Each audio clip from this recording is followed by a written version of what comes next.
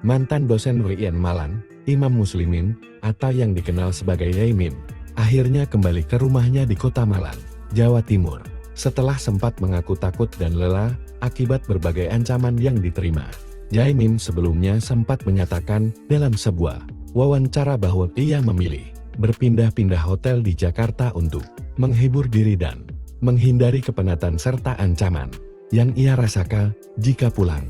Setelah tiba, Yai Mim langsung mendatangi rumah tetangganya, Sahara, pemilik rental mobil, untuk meminta maaf. Permasalahan antara Yai Mim dan Sahara menjadi viral setelah Sahara mengunggah video-video dengan narasi miring mengenai Yai Mim, termasuk tuduhan penutupan jalan, pelecehan seksual, dan perusakan mobil rental.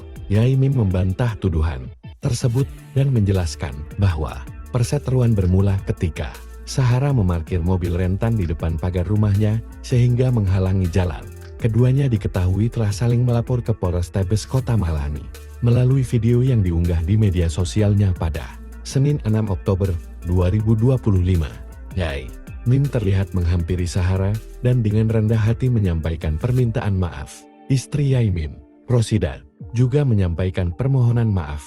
Awalnya, Sahara dikabarkan tidak merespons permintaan maaf Yai Mim, bahkan tetap berjalan tanpa memandang mantan dosen itu.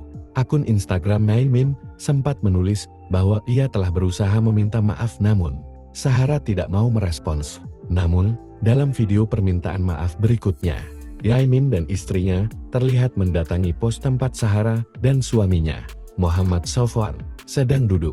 Ketika Yai Mim kembali menyampaikan permintaan maaf, Sahara merespons dengan meminta Yai Mim meletakkan ponselnya dan tidak merekam jika permintaan maaf itu tulus dari hati. Yai Mim menegaskan bahwa permintaan maafnya memang tulus. Yai Mim juga sempat menyampaikan permintaan maaf kepada tetangganya yang lain, termasuk Mas Sofwan dan Mas Agil, seraya bersalaman dengan mereka.